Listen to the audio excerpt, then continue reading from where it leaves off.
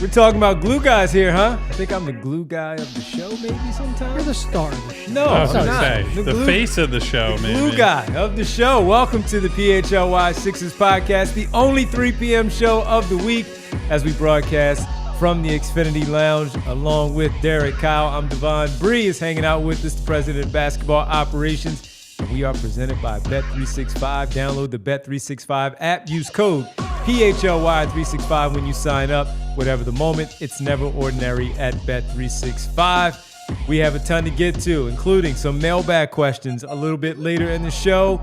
We have a 3 p.m. temperature check that we need to dive into, and also a big takeaway that we will jump into a little bit later as well. But we have to begin.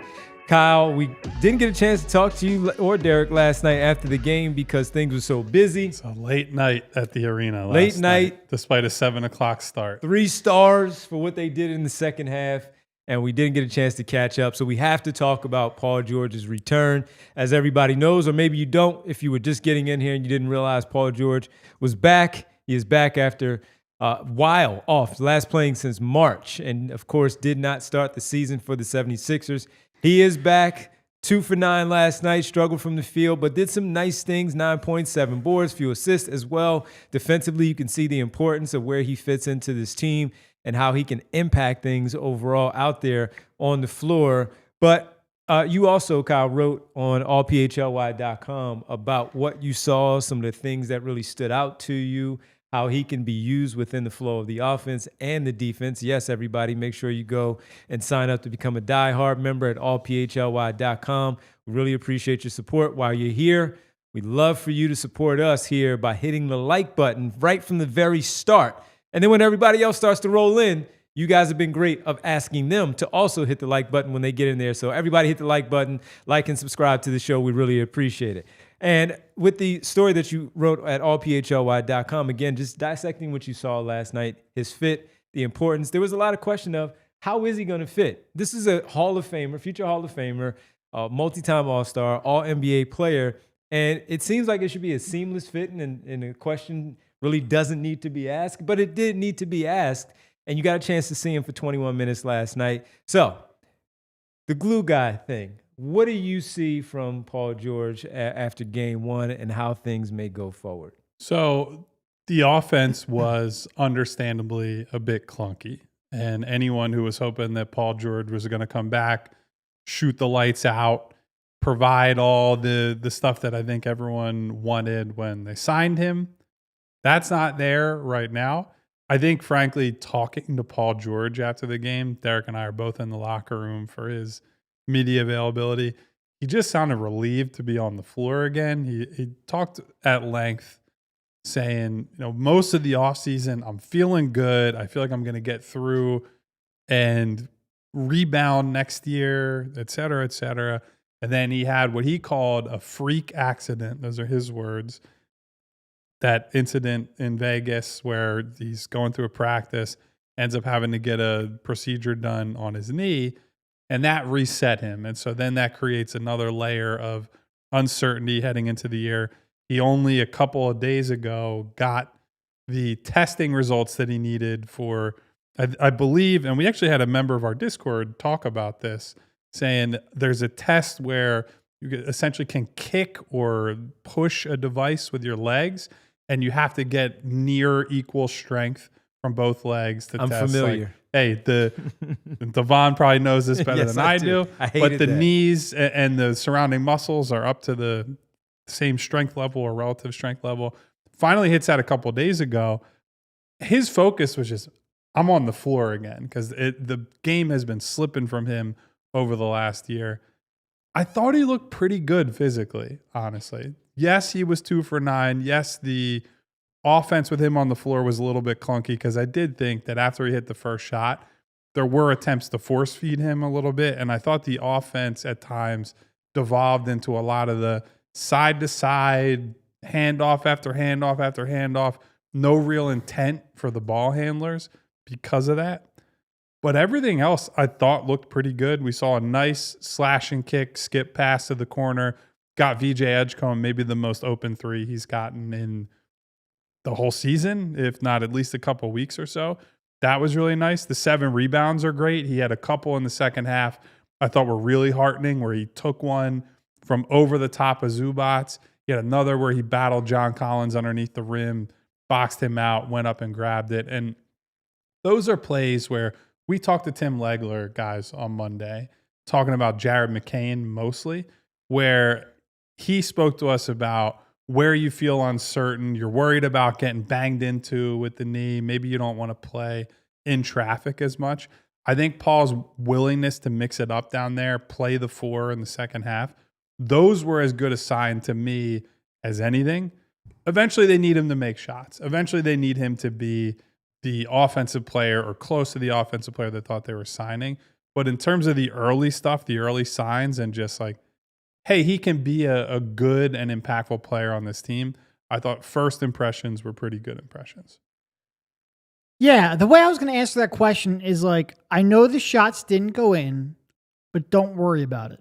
But I understand we all just went through last year where we basically spent the first 3 months going like, yeah, the shot's not going in, but otherwise he's doing stuff to help you. So I know you might be a little bit tired of that message, but it's his first game back. He's playing limited minutes. You know, what did he end up playing? 21 minutes on the night.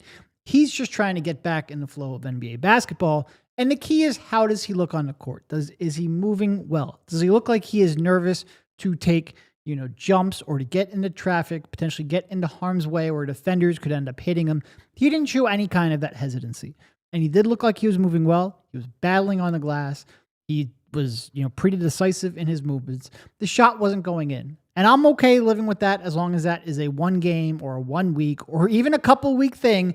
I understand you got to get back in the flow of NBA basketball. Hopefully it's not like last year where it never fully came back. But I'm okay understanding. It's a little bit like we'll talk about with the other guys trying to get back. This is a little different because Jared doesn't look like he's moving well at all. Paul looked like he was moving very well. And, you are assured a little bit by the fact that, as much as we were joking about how much Paul was playing basketball without playing NBA basketball, I do think by playing that much, he is now at a spot where he can hit the ground running, at least physically. This is a pretty revamped offense, or at least they claim a lot, where he's going to have to sort of figure out where his spots are going to be and where he can attack. He's certainly playing with a lot of new players that he's going to have to figure out, where they like to spot up from and get the ball and whatnot. And also he just has to get back in the flow of making shots. But I think for the most part, I was pretty encouraged. And I do think it is a little bit tough when you're coming back and you're on a minutes restriction. And he's got about 20 minutes to work with. He talked about it after the game where he's like, I basically have 5 minutes. And, I feel like on the one hand, I should be a little bit selective, let the game come to me. But on the other hand, I'm trying to get into a rhythm when you only have a 5-minute stint. It's tough to get into a rhythm without hijacking the offense a little bit. So I think he's going to try to find that balance. But hopefully this minute restriction isn't a long-term thing. Hopefully he can put $1 and get ramped up pretty quickly here and get up to his normal minutes workload, because I think then you can start seeing, a little bit of a more normal Paul George, and we can see what we really have to work with.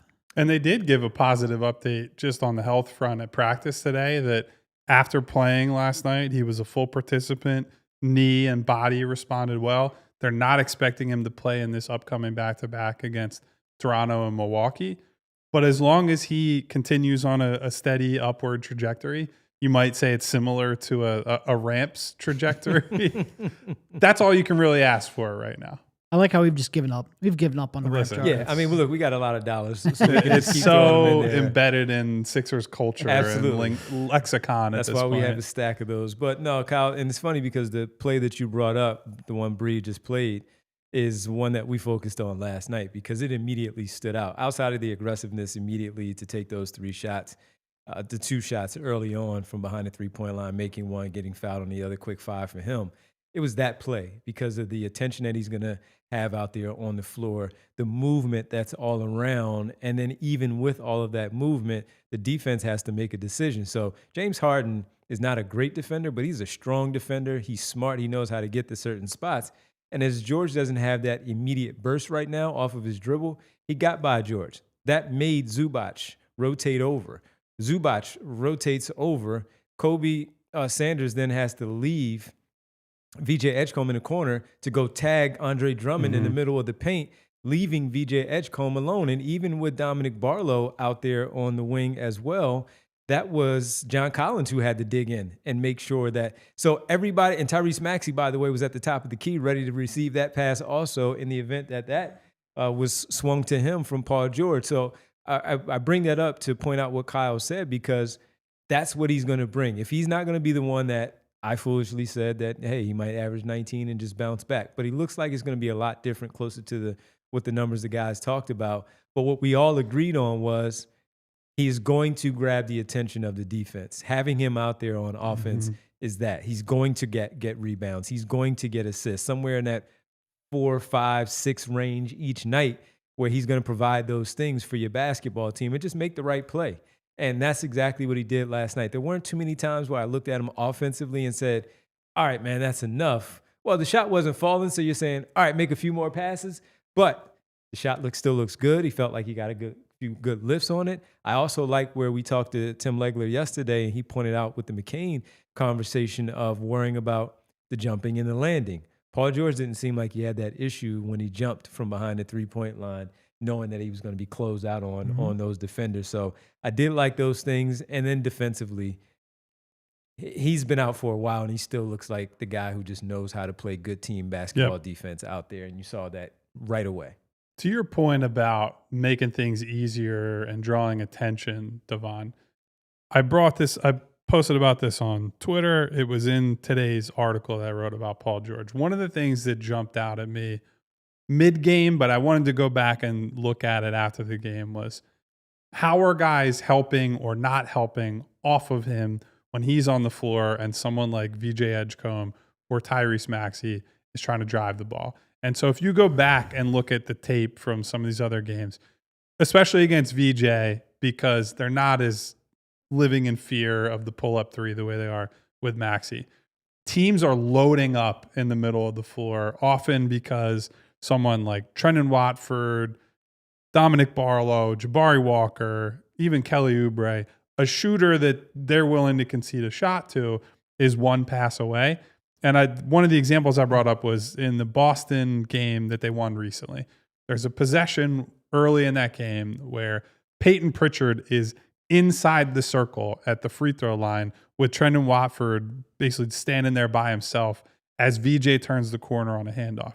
Last night, if you go and look at the actions they had, where even in an isolation play was the example I brought up, VJ turns the corner against a defender from opposite side of the floor, but same spot. Paul George is that one pass away, and Nick Batum the whole time is checking over his shoulder, like, where is Paul George? And he's several feet closer to Paul compared to Pritchard or some of these other wings that are helping off ball in other games. And it gives VJ a lot more space to drive into. Zubats is at the rim, but by the time he's able to step up and help, VJ has like a 10, 11-foot shot that he can ease into, get a clean look at the rim. And so instead of taking a tough contested pull-up or having to basically create something in traffic, he's able to get to a spot, hit a comfortable shot, and you start building a rhythm from there, right? So VJ last night didn't shoot the three especially well. I think he was 2 for 6, but he's 6 for 13 from the field. Like, that's what you're seeing compared to what we were seeing earlier in the year, is what Bree just threw up on the screen. That's a material difference. I know it still looks like, hey, Nick Batum is in there and can make a play, but his foot is on the three-point line. And that's the difference that it makes. You give these guys like Edgecombe, like Maxey, enough opportunity to make plays in situations like this. I think that they have the speed and the talent to take advantage of that.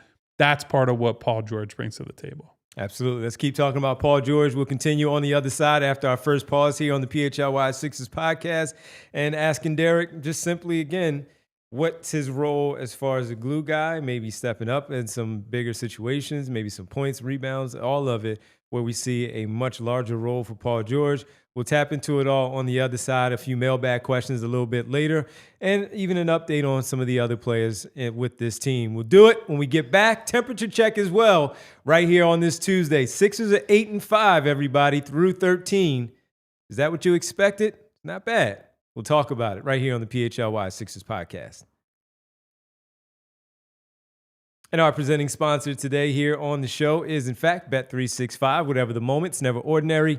at Bet365. Hope you hit on your Monday Night Football last night, maybe even over the weekend. Overall, I let you guys down last night because Dominic Barlow got his rebound stolen by Paul George. So there's that. Guys, I did have the over 0.5 Andre Drummond makes from the three-point line. It's expected now. So you can bet it whenever you want. He's a sniper, absolutely, and you do that at Bet365. Once again, as part of the 90 million users worldwide, I raise my hand because I am one of them. And we give you our pregame picks every game, courtesy of Bet365. But if you need to sign up and you need to get involved and jump in and hang out with us, first of all, let's tell you about the NBA and the NBA Tuesdays, where you have an opportunity to jump in on tip-off Tuesdays, same game parlays with the safety net bet feature on Tuesday. NBA games get up to $10 in bonus bets if your bet wins or loses. Download the app, use code Bet365 when you sign up. New customers, breaking news, you get $150 in bonus bets when you bet $5. That's win or lose. Sign up, use the code PHLY 365. Deposit 10. Place a bet for $5 to get $150 in bonus bets. Bonus bets can be used on spreads, totals, player props, futures, and more. And once again, that's win or lose. Whatever the moment, it's never ordinary at Bet365. Must be 21 plus and physically located in Pennsylvania. If you or someone you know has a gambling problem and wants help, call 1-800-GAMBLER. And guys, it's a good thing we had Rich Hoffman in studio because he actually got to watch the game. Because when he's at home, his setup is a total disaster. It's flagging, it's buffering. We need you guys to do better than Rich Hoffman, because if you call yourself a basketball fan, you have to have Xfinity. It's the ultimate sports destination where you can find the best games and your favorite teams all in one place. The way that you watch is next level. Got all the action right in your living room. Plus, Xfinity's best picture and sound with enhanced 4K. It's so clear that it feels like you're in the arena. On top of that, you get real-time notifications and live stats right on your TV. It's the best seat in the house every time. Next game day, make sure that big fan isn't a big fail. Learn more at Xfinity.com. Xfinity, imagine that. Restrictions apply. Multi-view requires Xfinity 4K capable TV box. Welcome back to the PHLY Sixers. The home setup wars podcast around here. He just decided to pick the fight. I don't know. I'm just responding. As far as I know, my setup's good, but apparently I've been thrown under the bus quite a few times. Thanks, Xfinity. We love y'all. All right, let's get to the Ace Hardware temperature check. Brought to you by, once again, Ace Hardware Home Services. Visit Ace Hardware Home Services. Pardon me, I'm sorry. Shady Rays. I was going to say, Let's get to the Shady. I'm thinking. Say what? I'm thinking post-game. We're getting Devon to is still in Monday. He's time traveling post-game right now. show stuff all on the mind. Shout out Ace Hardware. We talk about Shout out also to Shady Rays, because the future is bright for who? The future is bright. Shady Rays. Visit shadyrays.com. Good holiday gift also. Get some folks that you love, your loved ones, some shades. And the future is bright for the Sixers. Have 7 of their next 10 games at home. Can they take advantage of that as a schedule-related thing for this next 10 that they have home right now? We all know that they play close games. Sometimes when you're at home, those close games can run in your favor because of the team's fan base going crazy, like you both know, being in the arena all season.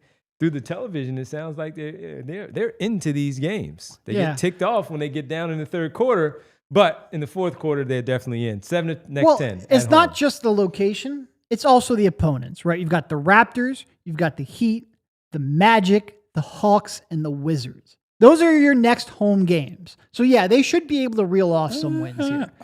I will say, that's a little tougher than I think you're making. The Raptors are playing well right now. Okay, but the Heat are overperforming. Sure. The Magic, we don't have to go into that. They've been Jekyll and Hyde this year. Atlanta has looked really good since Trae Young went down. They've had the second best defense in the league without Trae Young. Give me a positive spin on the Wizards, Kyle. Washington, of course, is a trash fire right now. Unfortunately for our guy Trey Johnson. They actually had, I believe it was the first players-only meeting of the season, at least the first one that was reported over the weekend. Maybe there was one in New Orleans. They fired their coach, so it's possible that something happened there. But, yeah, that one I'm not going to try to dress up and be like, boy, those mighty Wizards. But even when you're talking about like the Heat overperforming, they're a 500 team. The Magic have turned it around. They're a 500 team with a bottom 10 offense. On the road, on home for you, on the road for them, those are games that you should be able to at least have a fighting chance in. Yeah, if if the Sixers hope to be a team that emerges from the pack a little bit in what is a pretty crowded middle for the Eastern Conference right now, this is a stretch where you have to prove it, right? We talked about them being what, a fifth seed, sixth seed potentially when it was all said and done after watching first 10 games of this season. To be in that range, you're going to have to win a fair amount of games against the Torontos, the Miamis, the Orlandos, the Atlantas of the world, because those are the exact teams that are competing to bring up bring up the middle behind what is clearly the class of the conference, which is the Detroit, Cleveland, and New York tier right now. However you want to rank them in terms of their playoff viability, contention status, I'll leave that up to the people. But that's the group that I think is in the mix, along with Milwaukee, although Giannis's injury is, we'll have to wait and see what's going on with him. It is a winnable stretch to Derek's point. And look, they're already through the 7 games that they played at home. There's 5-2. And they have been close 5-2. I was going to say, if you follow along in our game day chat in our Discord, it seems like they were 0-7.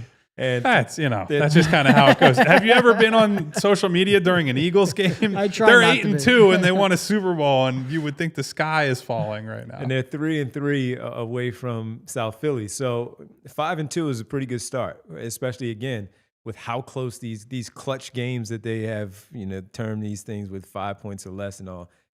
They're giving themselves a chance at home, 5-2 record through the 7 games, and they have 7. And it would be really nice for them to, through those 7, maybe 5 of those 7, 6 of those 7, of course, anything 4 and below, I would be disappointed by not protecting their home floor, especially when you know that more often than not, especially with the in and out of the lineup of George and Embiid, sometimes they're going to lean more home than they are away, and you have more of your full strength at home. Protect your home floor and get these. This is a pretty good big stretch here, because then, Kyle, once we get to December, we know that they hit the road because of the road trip that they typically have right around Disney Christmas. on ice. 100%. And then they'll pick up some in January, and it'll get a little tougher later on. But while you are there now, we just simply talk about stacking wins. Stack the home wins when you have the opportunity to do so. Yeah, and of this stretch, this Toronto-Milwaukee home road back-to-back is the only back-to-back within that stretch of games. So that is really important. That means that hopefully you'll be able to get Paul George in as many games as possible, pending whatever happens with Joel Embiid, which we hope to get more news later tonight. You'll get Joel on the floor more often than not in this stretch, as long as something screwy doesn't happen there, and I'm not counting out that possibility. Hopefully they can get McCain going. We're going to talk about him, but Paul returning at this time, given that we're very uncertain about Kelly Oubre at the moment, is a big deal for these guys, because even if he's not able to hit water from a boat like last night, other than the opening shot he hit, he still is able to bring a level of poise and playmaking and just size on the wing, because his ability to scale up and play the 4 is a huge deal for this team. Their 3-guard lineups have been killer this year. If you go and look at the lineup data, if Tyrese Maxey, VJ Edgecombe, and Quentin Grimes are on the floor, they are beating the crap out of teams. They're winning by like 20 points per 100 possessions. That's like 97th, 96th percentile for all lineups in the NBA this year. Those 3 guys have been good enough together on both ends of the floor that they can win games, including a ton of close games, right? We've seen them execute in crunch time. What they need is somebody at that 4 and 5 spot, or a couple of somebodies, I should say, with some versatility. We know Paul can do that. Some switchability on defense. We know Paul has that in him. And this team could potentially really start to stack some wins. So I think he fits in well with what they're doing. He's not going to be all-star Paul George. I think we all have agreed to kind of let that idea go coming into this year at age 35 for Paul. But if he has the odd game here and there where he drops 20, 25 points on a, efficient 10 for 14, gets to the free throw line a little bit, whatever it might be, that's a huge lift for these guys. That's our Futures Bright segment presented by Shady Rays. Visit shadyrays.com to learn more. Get your gifts for the holidays for yourself, your family, your friends, whoever, your loved ones. Go get again, some great shades as Shady Rays. Derek, looking at the Paul George piece of it, so what's the best way for him to fit in, as Kyle just talked about, having some outbursts sometimes, but being that steady veteran presence out there on the floor with a lot of young players? Well, how do you see him just best fit? No, and I think what Kyle brought up with the spacing and being somebody who you have to guard on the perimeter and not leave on the perimeter helps in and of itself. Like, he doesn't have to force the issue to be helpful, which is part of why, when they signed him, you said, all right, look, I understand he's getting older, but he should still be useful and really help you even as he starts to decline athletically. Now, his year one production was, I think, probably more what I was envisioning in like year 3 of the contract. So you're hoping to get a couple years of maybe not prime Paul George, but at least all-star level Paul George. Who knows whether or not that will happen? Certainly didn't year 1. We're only 1 game into year 2.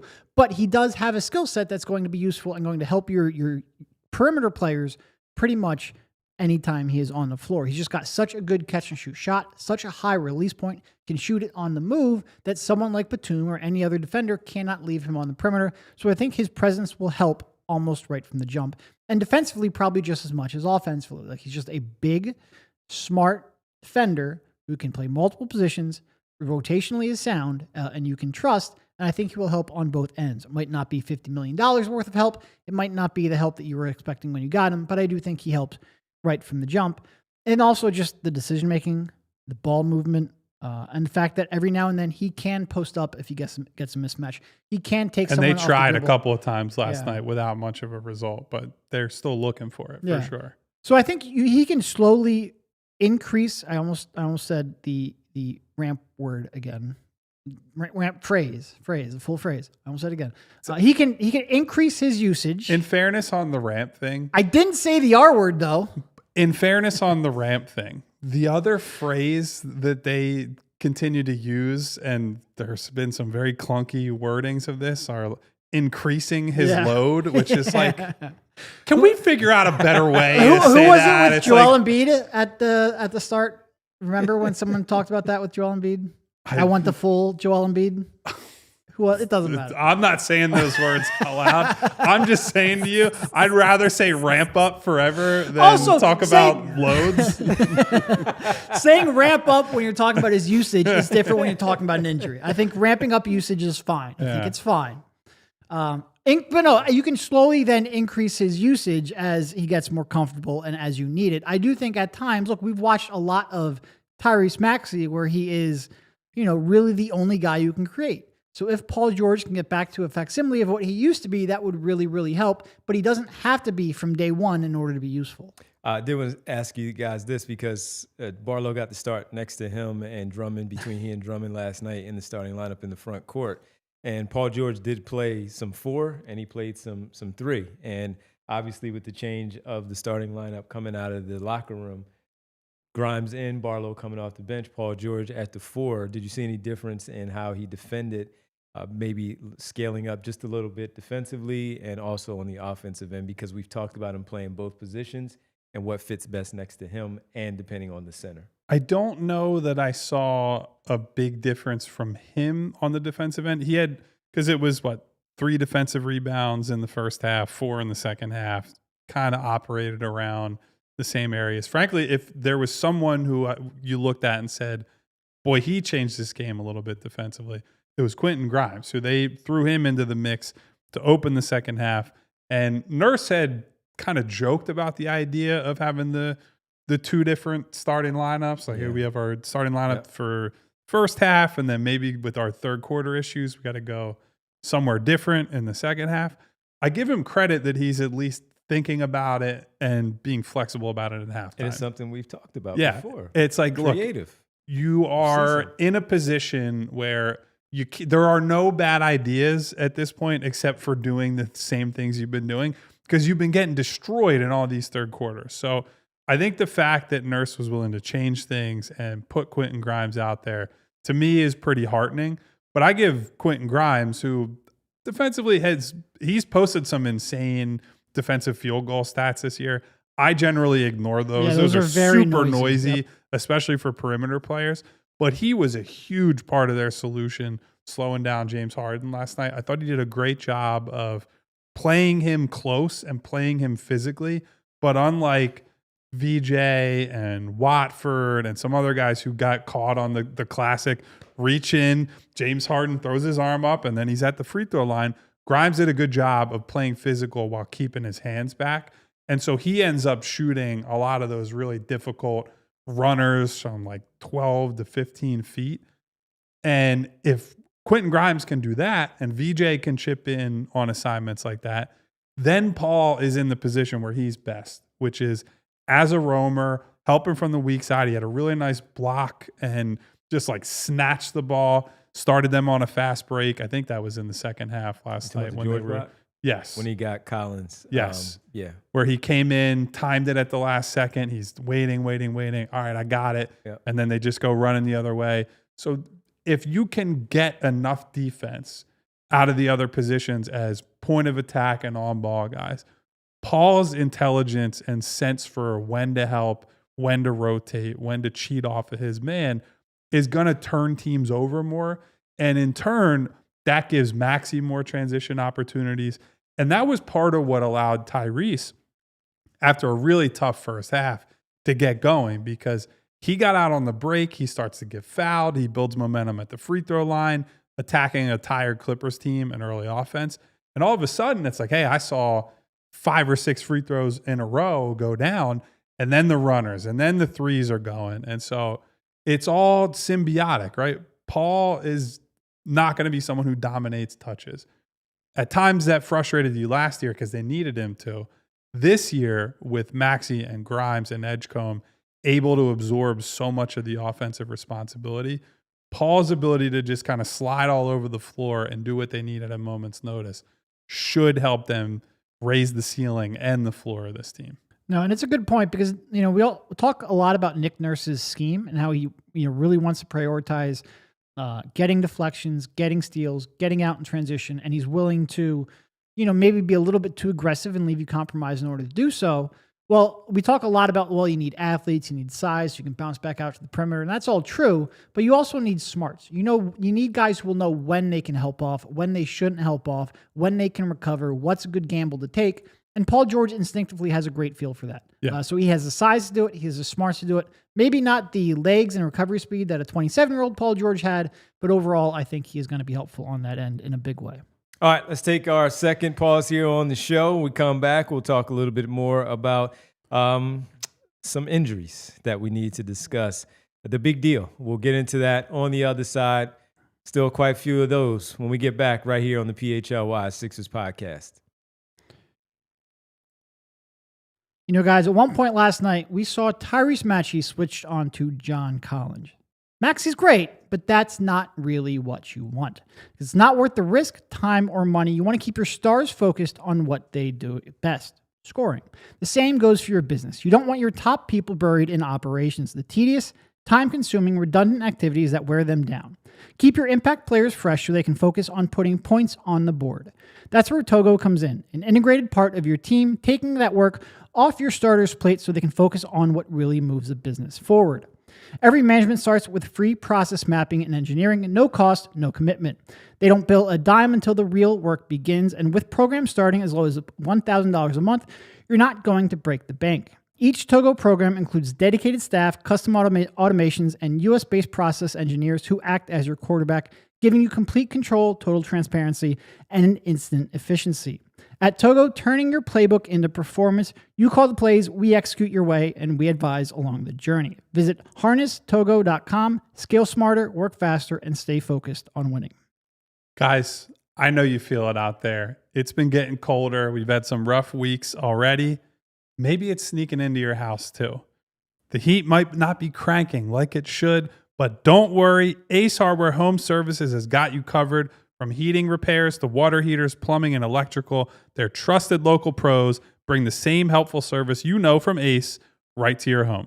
Whether it's a quick fix or a bigger winter project, you don't want that HVAC system going out when the real cold months come. They've got the tools, the know-how, and the people to get it done right. Ace Hardware Home Services, bringing helpful to your home.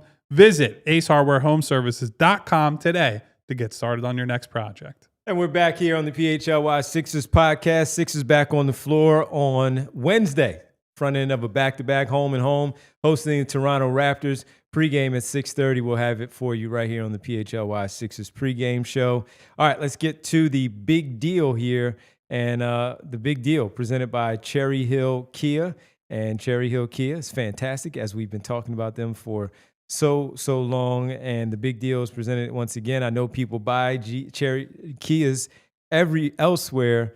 I just don't know why, Kyle. Have no idea. Me either. I'm trying to figure it out to this day, Devon. Drive home in your new Kia today, just minutes from all bridges, or available online 24/7 at kiaofcherryhill.com. We're waiting now on an update from Joel Embiid and Kelly Oubre as well. This is a big deal. And it's monitoring the Joel Embiid situation with the new knee. Was a full participant today at practice. So we'll see if he's available for tomorrow's game or even on Thursday's game in Milwaukee, or does he wait all the way until Sunday when they host the Miami Heat at 1 p.m. in South Philly.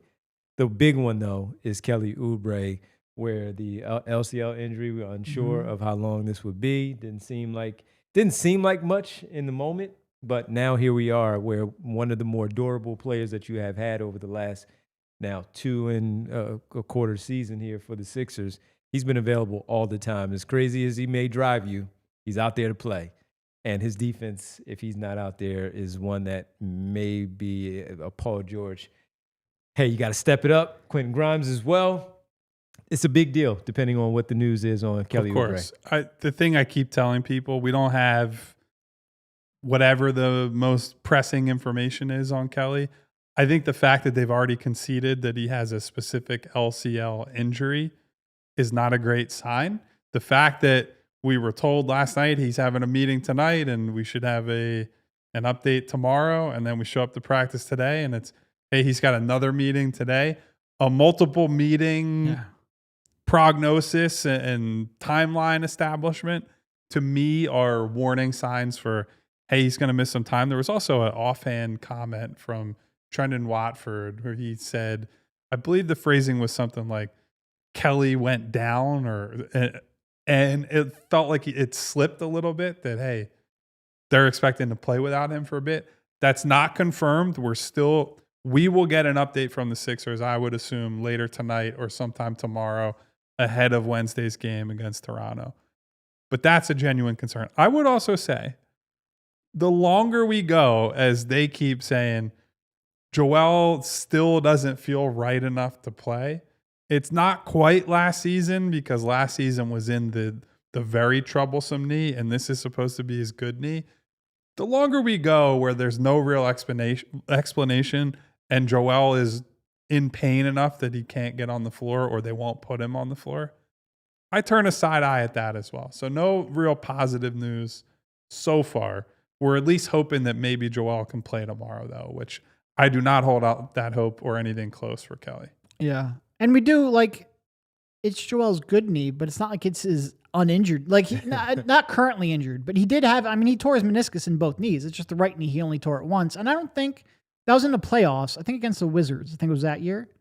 I don't think, did he get off-season surgery on that? I don't recall on that. I don't remember. I know he injured it at one point in the playoffs. I think he missed a single game and then came back. And I don't remember if he needed anything in the summer, but he's had complications in both knees is all I'm saying.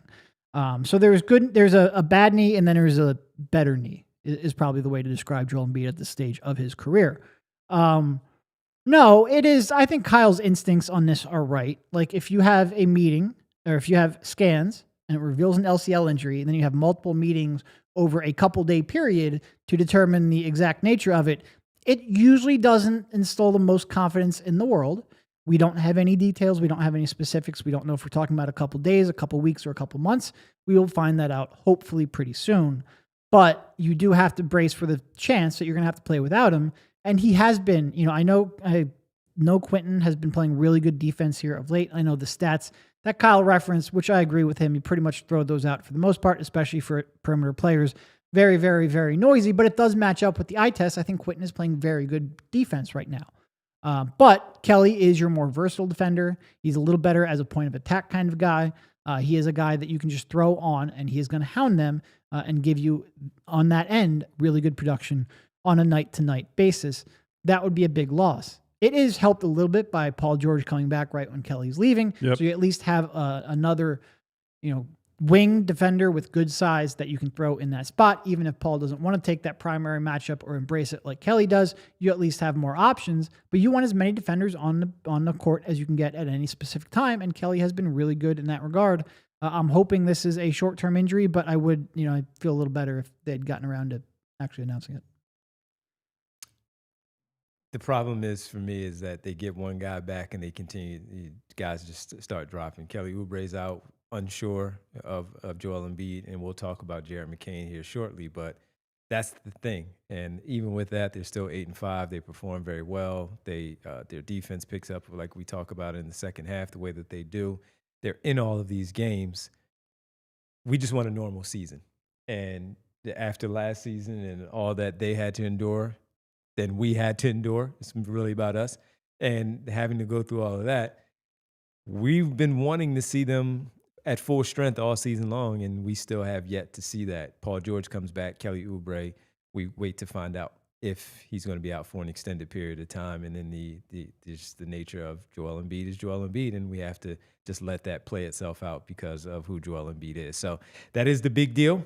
Big deal presented by Cherry Hill Kia. I know people buy Kias elsewhere, Kyle. I just don't know why, Devon. Drive home in your new Kia today. Just minutes from all bridges or available online 24/7 at KiaofCherryHill.com. By the way, Derek, you were correct. The small meniscus tear in his right knee happened against the Washington Wizards in that playoff series in 2021. So there you have it. There's that. All right. Let's take our final break here, everybody. When we come back, some mailbag questions that we have. And I'm guessing at some point, Jared McCain's name might come up. I think before we get to the mailbag, we might just have a side combo on Jared McCain and kind of what the heck is going on What is going on with Jared McCain? Final break. We come back. Jared McCain mailbag right here on the PHLY Sixers podcast. And we just talked about the big deal. The big deal? Kia of Cherry Hill. If you're looking for a dealership with the most inventory and super low lease payments in the Philadelphia area, KiaofCherryHill.com is the place to go. Choose from over 450 new Kias, including Tellurides, Sportages, K5s, Carnival, Seltos, Souls, and much, much more. Pick out the gas-sipping Kia of your dream right now with payments anyone can afford. I've got to tell you, Kia is the hottest brand in automotive today. 7 of their models received 2025 Car and Driver's Editor's Choice Awards. Kia of Cherry Hill has over 100 brand new Kias with MSRPs under $30,000 and over 400 new Kias to choose from overall, all of which come with the best powertrain warranty in the automotive business, 10 years, 100,000 miles. I know people buy Kias elsewhere. Once again, I don't know why, Devon. I don't know why either. Drive home in your new Kia today. Lock in your savings just minutes from all bridges or available online 24/7 at KiaofCherryHill.com. And just because the summer has ended doesn't mean you're not active in the gym or going out for a run and you get a little sweaty and you need to make sure that you correct that problem. Well, that's where our good friends from Mando come in. Yes, Mando, they're back. Not just for Vegas when you're out there and you get a little swamp. Although you've got to sponsor us for Vegas. Trust me. Trust me. Whole body deodorant. Safe to use anywhere on your body. That's pits, folds, belly buttons, feet, other areas, wherever you need it. Take care of it. It's been created by a doctor who saw firsthand how normal BO was being misdiagnosed and mistreated, clinically proven to block odor all day and control odor up to 72 hours. I can attest to that by saying that I use it, I spray it on my body, I use it on my feet after I may go and shoot around a little bit and say, this feels pretty good after I take that shower and clean up, and I use the Mando body spray. So all products are baking soda free and paraben free as well. Fresh scents like bourbon leather, Clover Woods, Mount Fuji, or Pro Sport. Mando Starters Pack is where we want you to start off. It's perfect for new customers. It comes with the solid stick deodorant, Cream Tube deodorant, 2 free products of your choice from the mini body wash or deodorant wipes, and free shipping. A special offer for the listeners. New customers get 20% off site-wide with our exclusive code. Use code PHLY at shopmando.com for 20% off site-wide plus free shipping. Shopmando.com. That's SHOPMANDO.com. Please support our show. Tell them that we sent you. Mando's got you covered with deodorant plus sweat control. Say goodbye to sweat stains and hello to long-lasting freshness. Welcome back to the PHLY Sixers podcast here on the Tuesday ahead of the Sixers start of their back-to-back. All right, let's talk about Jared McCain. I was going to make a mean Jared McCain joke about needing some deodorant for stinking, but not really his fault, I don't think, at the moment. I thought you were going because he's played 5 minutes and he doesn't need any post-game Mando. You could go a bunch of different ways with it, but we don't want to be mean to Jared because he's coming back from multiple injuries. All right, so he's coming back 5 minutes, season low last night. Yeah. In the 4 games now that he has played, that's the lowest, and he has looked even, again, not his fault, but he's looked worse each game that he's been out there. And they were hoping that coming off of the stint with the Blue Coats over the weekend, that maybe that would have helped a bit. Why don't we just send him down there for a good couple, like a week or two? Like, give him some significant time in the G League. Because, look, I don't blame Nick Nurse for not playing him right now. Every game they play is a close game. Every game they play comes down to clutch time minutes. Like, I understand he doesn't look ready at all. No. And he's never going to look ready when you play him 5 minutes a night. So just rip the Band-Aid off, send him down to Delaware, and keep him there. I think you have to go one way or another. I agree that there's a world that he could live in where it's like, hey, Jared, you're going to play 25 minutes a game in the G League for whatever it is, 2 weeks, 3 weeks, a month, however long that they feel is necessary. But the caveat with that is the other scenario is what he would come back and need to do, right? If he goes down there and he plays all those minutes, you can't then bring him back, essentially say he's physically ready, and play him 5 minutes a game and play him for just one of these shifts. To me, and I know that it didn't look clean when they played a variation of this look to open the second quarter, but I think Jared should be playing the bridge minutes when Maxey comes out, and it has been the VJ Grimes combo and then usually Kelly and 2 front court guys. I think it should be McCain, VJ, Grimes, from like that 2-3 minute mark in the first quarter until, let's say, 5 minutes or so into the second quarter. Same thing, third and fourth quarter. So he can get a solid 15 minutes. And what that does is it puts 2 ball handlers on the floor with Jared. That gives him opportunity to use him off ball, but also get him some on ball reps. When you do put him on the ball, when you do run some actions for him, pick and rolls, handoffs, whatnot, I think that allows you to minimize Quentin Grimes' point of attack ball handling, where that's where I think he has really struggled this year. Quentin has been a good catch and shoot player, a good closeout attacker, a good transition decision maker. When they've asked him to run offense, that's when things go a little bit haywire. So by keeping those 3 together for stretches of time, that's going to take pressure off of Quentin Grimes. It's going to take pressure off of Jared McCain. And I think you can mostly protect them on the defensive end. Although, frankly, the one place where I think Jared has looked okay is on defense. He's been in the right spots. He's been active hands away from the play. So I don't really worry about him holding up there right now. But he has to get consistent minutes. You can't just say 5 minutes here, 5 minutes there, and they're all like inconsequential minutes. They're in the second quarter. You're not giving him runway to try to build up to the Jared McCain we saw last season. And I agree with Derek. I understand the predicament that Nick Nurse is in. All these games have had razor-thin margins for the most part. They've played the most clutch games in the league. They're winning a lot of these by 2 points, 3 points, 4 points, where it's down to final possessions, final 30 seconds of the game. And trying to reintroduce Jared when he clearly is not there yet is very difficult. But you got to do it. There has to be a commitment to playing him because he's an important part of the team now and moving forward, even if on just pure performance, he is well behind the other 3 guards who definitely deserve more time ahead of him. And the lineup that Kyle's talking about starts the second quarter: McCain, Edgecombe, and Grimes. Paul George was on the floor with Andre Drummond. quick hook for Grimes, though, because Barlow was in the game pretty fast in that second quarter as that sub for Quentin Grimes. So he needs to be out there on the floor. And you talked about it earlier with Paul George saying it's kind of tough to get your legs underneath you when you know you only have a 5-minute window there.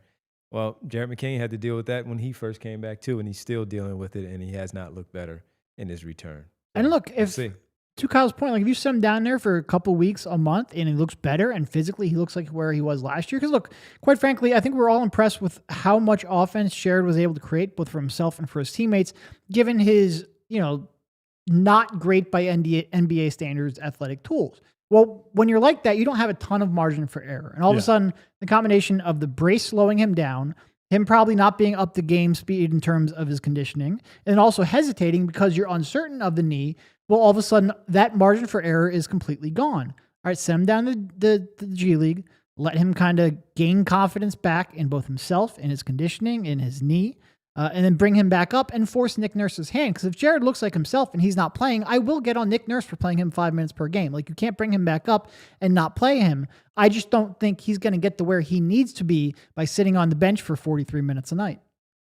Well, Terrence Knight says give him an apartment in Delaware, and so he agrees. It's time to play. It's just going to be tough because, on the other hand, if they continue to lose every minute that Tyrese Maxey is off the floor, which right now has been the trend, we're back to he has become new Joel Embiid, where he leaves and the team automatically is going to give up a run. It's not been quite as dramatic recently, and hopefully that improves. But if that is the case, if you take Maxey off the floor, it doesn't matter if it's Jared out there, if it's VJ and Grimes. Like, Maxey's going to come back sooner than later, and then it becomes, okay, if I'm putting 2 other guards on the floor at most, the 4-guard lineup is not going to be a thing other than, hey, I'm throwing something at the wall and emergency situations and whatnot.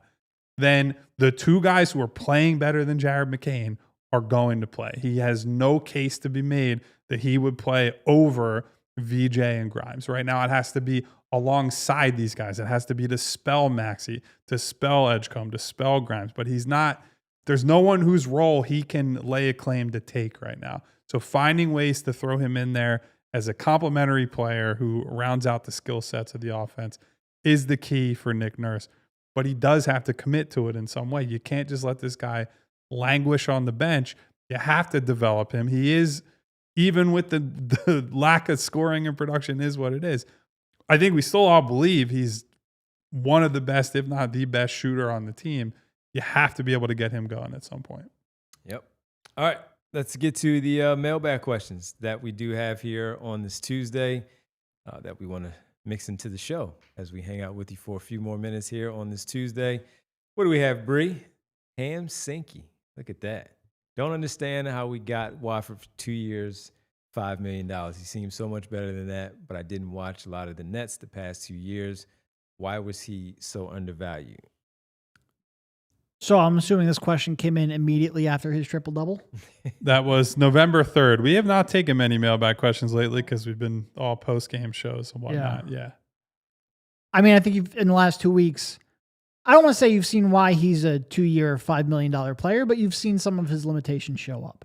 And whether it's the defense, the foot speed, consistency in the outside shot, or the fact that he just wasn't playing on winning basketball teams, he didn't know how his skill sets, both his strengths and also his weaknesses would translate, left a market that was unsure of how to value him. And I think so far in his Sixers career, you've seen pretty wild swings up and down, a smart basketball player who has some creativity, but his offense is a little weird combination of infrequent outside shooting, a dribble drive game that is, old man clunky, and a guy who wants to post up smaller players. And it's a weird package of skills to try to make fit alongside your stars.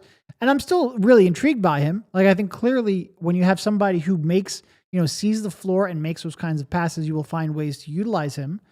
But I think there are some limitations. You got to figure out how to work around it. I think the surprising part of the contract is they got the second year on the team option. I think, given that his breakthrough or mini breakthrough, we'll say, last year was on a terrible team where teams will look at guys like that and say, maybe he's just seizing on an opportunity to play a lot of minutes and get a lot of touches. But also, I have talked about it a lot as we discuss Watford. The book on Watford dating back to college is he is a productive player with the ball in his hands. He doesn't have the most utility in the world when he's off ball. And if that's the case, you have to be dominant level good on ball to get real money, real roles from teams that are aspiring to win. And he has merely been pretty good on the ball. So how does the game intelligence, the playmaking, all that translate into situations like Philadelphia where he is down the pecking order? He's not one of the most important guys on this team like he was in Brooklyn. I think him coming here was very much we see what you did, but now prove that you can do that in an environment where it's Maxey and Edgecombe and George and Embiid and all these guys who rank over top of you. And he's done a nice job of playing in that environment so far. I think that contract, especially the team option, looks really good right now, even with the up and down. I think he will perform over the level of that contract, I think, over the 2 years. But I can understand why the market wasn't lining up to say, hey, we're going to pay Trendon Watford real money to be a feature player on our team. Nice bench piece to have. And he can plug in and be a starter sometimes when you need him. He can do a lot for the team. And it's basically what we talked about when they got him, some up and down things. But when he's good, you can see how he's good. He's different, but he's good. Let's get to the next question here on the mailbag questions. Check in. Who's next? TK76 from November 3rd asking, has the opening to the season changed your opinion about Maxey being able to be a 1A instead of just being a Robin? I think it almost has to. Yeah, it can't not.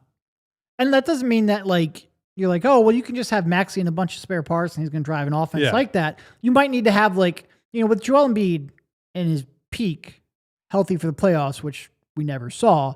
But you could say all right, you have Joel Embiid, maybe a top 25 guy and a top 50 guy, and you can build something around there. I think with Maxey, you still want a top 20 kind of player alongside of him, someone who's either at Maxey's level or close to it, probably with a little more of a perimeter focus, to feel really confident.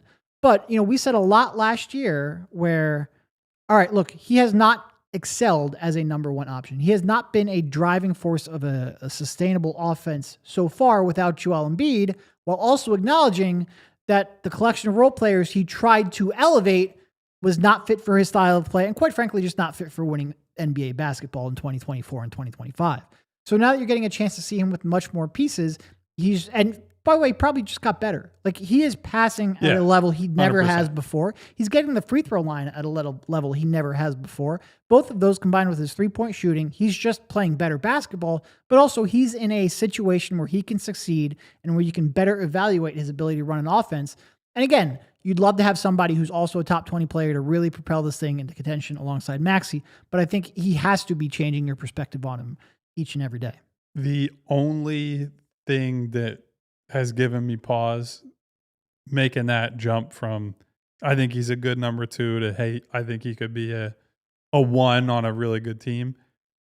They have really struggled against switch heavy teams so far. I know Detroit particularly is a difficult team to break down. Great defense with long, big bodied athletes, Duran at the rim.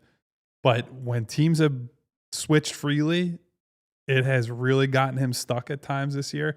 That is going to require some more creativity as a ball handler, more counter moves. But I think the free throw point is probably the biggest thing for me. I was so frustrated with those games last year where he's tossing up all these falling away from the basket runners and floaters and hoping for a call.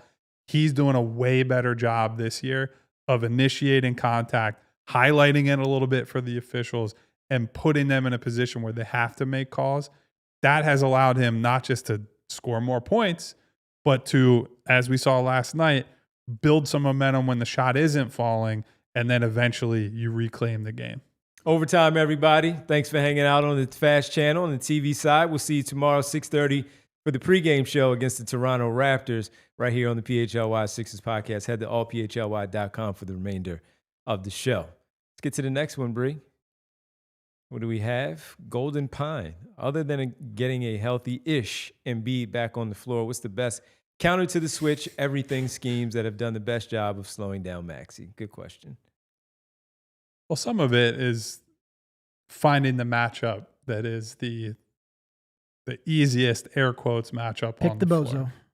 There have been times this year where, and we called it out after the Boston game specifically, there are times when there have been weak defenders on the floor or limited defenders, we'll say, in whatever their role is. And the Sixers have not done a good enough job of, hey, let's bring Luka Garza up on a ball screen. Let's make him defend in space. Or somebody, I'm trying to think of an example from a recent game, but this guy is a target. Or even James Harden last night, right? Duncan Robinson. Last night would have been an example of, I agree with you, Devon, what you said earlier about Harden. He's an apathetic off-ball defender, but I think in isolation and one-on-one, generally he's big enough and crafty enough that you can't pick on him. But he was very tired last night. He was also in foul trouble at points during those games because, again, he's reaching in and he doesn't want to move. I thought toward the end of that game, they should have been a little more deliberate attacking him. Mm-hmm. And so some of that is just identifying the problem players for their defense and saying, Tyrese or VJ or Quentin, if you have that guy on your side of the floor, we know they're going to try to hide their worst defender in the corner and engineer matchups in their way. The beauty of that 3-guard lineup should be find the guy who can make it happen, whether it's whoever it is of those three, and let's run a dribble handoff. Let's run a ball screen. Let's get that guy involved. I think that's going to be a big part of it as they move forward. Yeah. And part of it's just lineup construction too. Like having 4 guys on the floor who can take somebody off the dribble and put pressure on a defense, it's a lot harder to hide a defender. Yeah. Getting Paul George back should help with that. All right, next one. Last one, Bree says. Stephen A. Solitaire. Innocent! If you were a late 30s veteran with no championship on your resume, would you prefer to be an end of bench guy on a contender or in the rotation on a bad team? So I think it's an easy answer, end of bench on a contender. Nobody wants to just get hammered every night on a bad team. The other part of it, though, is that if you're in your late 30s and you're still in the NBA, you have made enough money where I'm probably not sitting there saying, all right, should I take $5 million to play for the Wizards or the vet minimum to play for, I don't know, the Rockets or whoever? I would much rather be on the winning team, assuming that I have accomplished all my individual goals. I think I'd be cool coasting at that point and hoping that the other guys bring us the win. You just want to experience something you've never experienced before. Yeah. Like it's one thing if you are, a 22-year-old who's, trying to prove yourself in the NBA, trying to, if you have Ty Lue was talking about this the other night. Like if he doesn't have that Iverson experience in the finals, he was He's talking out of the about league. He might not be in the league because he doesn't have a chance to prove yourself. When you're young, you're trying to prove yourself at every step of the way to extend your career, to get more minutes, to get that next contract, to get a bigger role, to get playing time. Like you can't really have lost seasons because you have a couple you might be out of the league. Well, if you're in you're 37, you've made all that money. You don't really need that. You've experienced being a focal point offensively. Give me the new experience. I think it's a pretty easy question. The question is asked, though, because there are players who will do the other. Well, depending on the money. The thing we're probably not factoring in is we're not like used to being a focal point of a team or used to getting all that attention, used to getting all that money and used to getting all those shots. So we don't have to make that adjustment. But in theory, I would welcome that. Yeah, I would want to win at that point. I want to win. I want to win. Just you guys are well aware that I am a psycho competitor. So I would find it hard to be, especially like think about it. I actually asked Kyle Lowry about this on Media Day. The thing that most people don't think about being a professional athlete, especially as you get older and you're worse, you're further down the bench, etc. Every single day, your life is in some way structured around being part of this team. It's the weight room, it's the cold tub, it's the flights, it's the hotels. And yes, they are on better planes and in better hotels and in nicer gyms than, John Q off the street. But if you're doing all that at let's say you're 38 years old, you've been in the league for 18 years, You're doing all this so you can be the 9th man on like a 20-62 team. Yeah. That is a miserable experience. At least, even if you're not playing on the contender, at least the vibes are pretty good because the team is winning. So I think that's an easy answer personally. What about the player? So I'll give you the Jeremy Grant example. When he was in Denver, and I don't know how, maybe he saw that was turning into what it turned into, but still didn't care that he didn't get the money. And he decided to go to Detroit because he wanted to be the man and get the money, but lose a ton of games because Detroit was where they were. And then even in Portland, getting the extension that he got, a max extension, taking all that money, does he value winning? And it doesn't seem like he values winning. What about that? I think at least that one I can get to a place where I understand it. Even still? Well, because he's, look. No, I mean, from the Denver thing all the way to now. I think the decision to leave Denver, I understand more than I'm going to commit further to Portland. Mm-hmm. Because in Denver, they were on the cusp, but they hadn't broken through. And at what age was he when he leaves Denver? I'm looking it up now. So he was 26 his first year in Detroit. I can understand someone who's in their physical prime who says, I can go get a huge bag here. I can test myself as I'm the featured player or at least one of the featured players versus not wanting to be that. Or not, you weren't going to be that in Denver. It was the Murray and Jokic show. That opportunity was never coming. And Gordon for him. was there. They had just gotten Gordon. In theory, and like you have to be wired as a NBA player to think, I'm going to continue to get better and maybe I can be the guy on a winning team. Would I have made that exact decision? Probably not. But that's when I understand more than taking a few extra million so you can get your head kicked in your late 30s. Yeah, I mean, Jeremy went from making $9 million in Denver to $30 million now. Like when you're talking about a 3 times pay increase, it's easy for us to be like, oh, I want to play next to Jokic. I want to win. I want to do all this. The thing with these guys is they tend to be a little bit, we'll call it confident. Some people might call it egotistical. Either way, a lot of these guys believe that they can drive winning. Maybe not at a Jokic level. Maybe they won't compete like the Nuggets eventually did in winning the title, but they believe that they can drive, elevate another team and get the paycheck. I think a lot of people don't believe it is an either or. I don't know what Jeremy was thinking when he left Denver, but it is like, on the one hand, the sport part of me wants to be like, dude, you're playing next to Jokic. Like, you're in the perfect spot. Like, come on, man. You're still gonna make $10+ million a year. You're probably not making 30, but you can make 10 to 15 pretty easily, and you're in a perfect spot to win. But I've also never had to turn down $15 million a year, so it's hard for me to judge. I will say too, though, in fairness, when he left Denver, Jokic wasn't quite Jokic yet. He was second team All NBA. He's an All-Star. He's a very good player. But he wasn't even out. He was just under 20 points a game at that point. That was not, you didn't leave at a moment where it was like, oh, I'm playing with like maybe the defining player of this era of basketball, right? So I'll also give him a bit of grace for that. But yeah, I do think it's I think though, with that, being in the gym with him every day and seeing it, NBA players more know than other when they're guys. like, oh, this guy, he's going to be the one.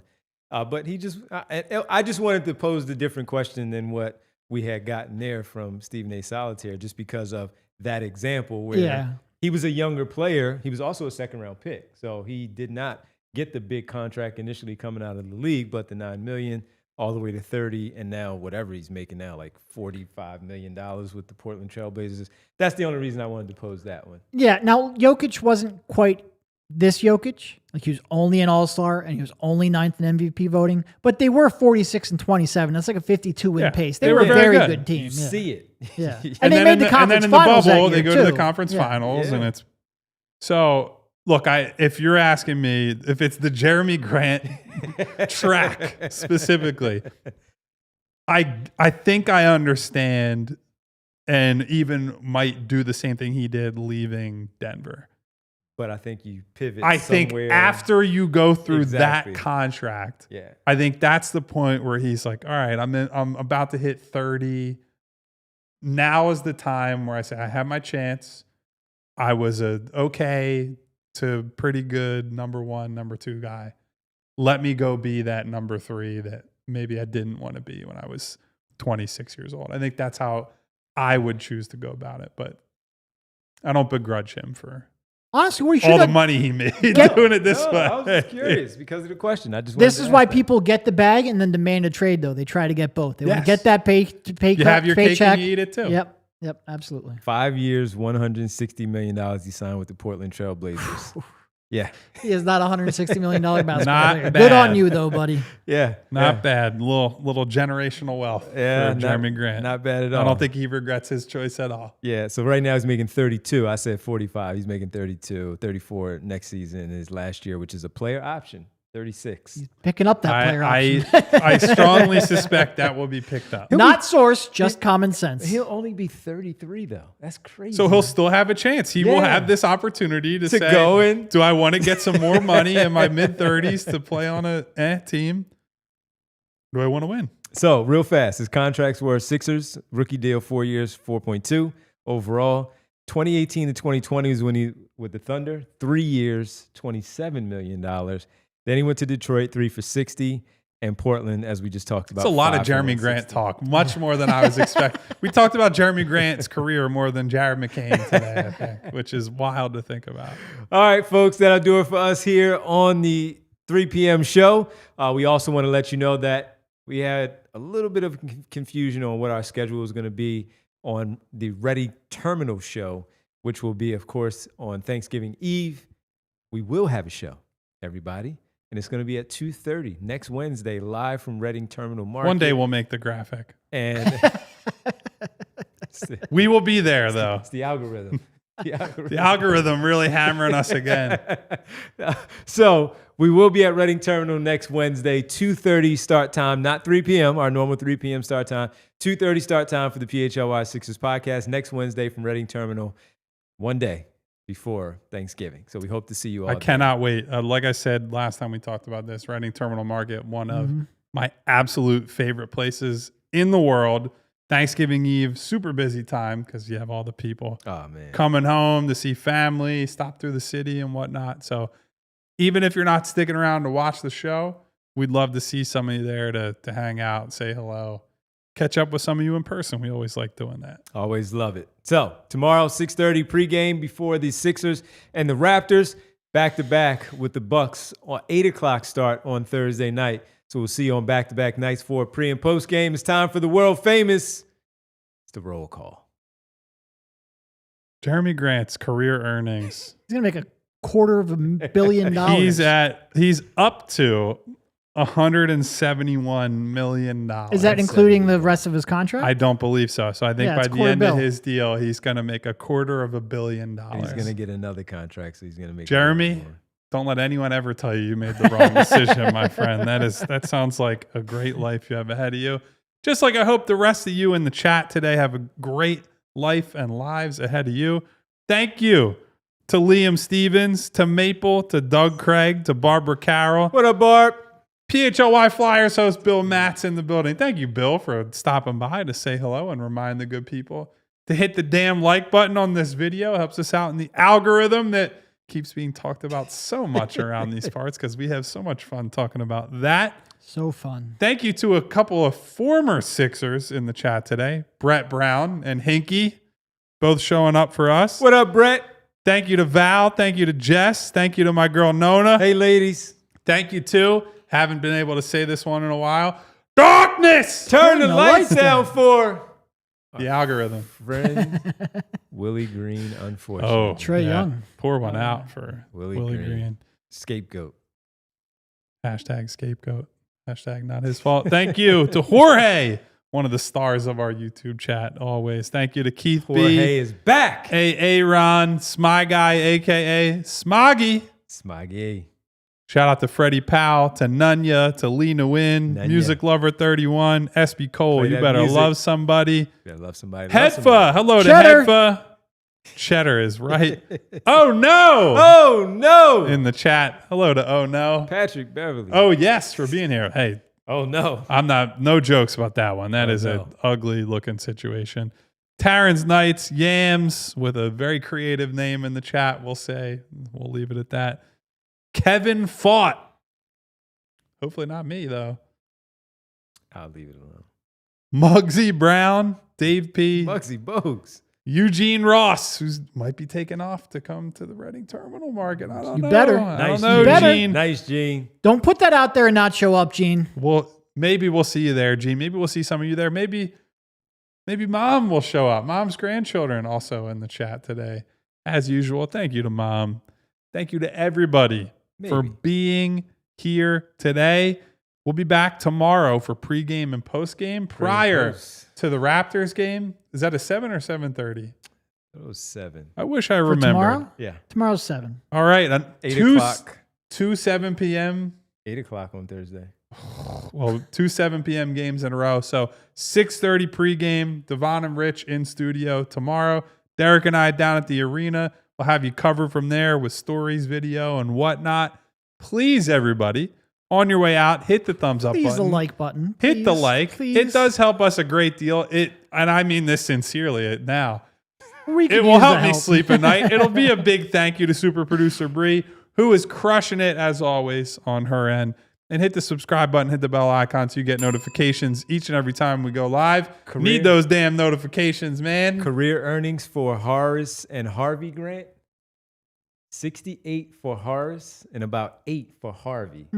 So Family's nice doing little- okay. Yeah. That is a nice little nest Nice egg little for the 76. Grant family and the very many future generations He of is Grant clear, family Dad. who hopefully benefit Clear, from all of Dad. that. Yes. Anyway, Devon and Rich tomorrow, pregame, 6:30, postgame, after the game. See you there. They'll see you there. Until then, stay safe, take care of one another. Goodbye. See you. We all silly like the mayor.